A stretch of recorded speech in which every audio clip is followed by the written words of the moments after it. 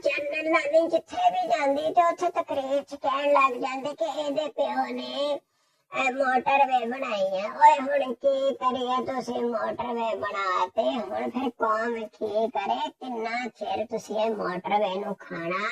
ਓਏ ਇਹ ਮੋਟਰਵੇ ਤਾਂ ਤੁਸੀਂ ਅੱਗੇ ਗਿਰਵੀ ਵੀ ਰੱਖਦੇ, ਉਹਦੀ ਮੁਰੰਮਤਾਂ ਵੀ ਹੋ ਗਈਆਂ, ਕੋਈ ਹੋਰ ਕੰਮ ਕਰ ਲਓ। ਲੋਕਾਂ ਨੇ ਕੋਈ ਜੀਣ ਲਈ, ਕੋਈ ਉਹਨਾਂ ਨੂੰ ਰੋਟੀ ਵੀ ਚਾਹੀਦੀ, ਕੋਈ ਚਾਹ ਵੀ ਚਾਹੀਦੀ, ਕੋਈ ਦਵਾਈਆਂ ਵੀ ਚਾਹੀਦੀਆਂ। ਓਏ ਮੋਟਰਵੇ ਵੇਚੀ ਜਾਂਦੇ ਹਜੇ ਤੱਕ। ਨਾਲੇ ਕਹਿੰਦੇ ਕਿ ਇਹਦੇ ਪਿਓ ਨੇ ਐਟਮ ਬੰਬ ਬਣਾਇਆ, ਵੀ ਚੰਗਾ ਤੇ ਪਿਓ ਨੇ ਐਟਮ ਬੰਬ ਬਣਾਇਆ, ਉਹ ਬਣਾ ਤੇ ਲਿਆ ਐਟਮ ਬੰਬ, ਪਰ ਹੁਣ ਦੁਸ਼ਮਣ ਅੱਗੇ ਬੋਲਿਆ ਤਾਂ ਜਾਂਦਾ ਨਹੀਂ। ਉਹਨੂੰ ਕਹਿ ਵੀ ਇਹਨੇ ਐਟਮ ਬੰਬ ਬਣਾ ਲਿਆ ਤੇ ਇਹ ਕੀ ਹੁਣ ਗੂੰਗਾ ਹੋ ਗਿਆ, ਇਹਦੇ ਤੋਂ ਬੋਲਿਆ ਨਹੀਂ ਜਾਂਦਾ। ਉਹ ਦੁਸ਼ਮਣ ਦੇ ਬਾਰੇ ਇੱਕ ਗੱਲ ਹੀ ਕਹਿ ਦੇ, ਸਾਰੇ ਤੁਸੀਂ ਗੂੰਗੇ ਹੋ ਗਏ।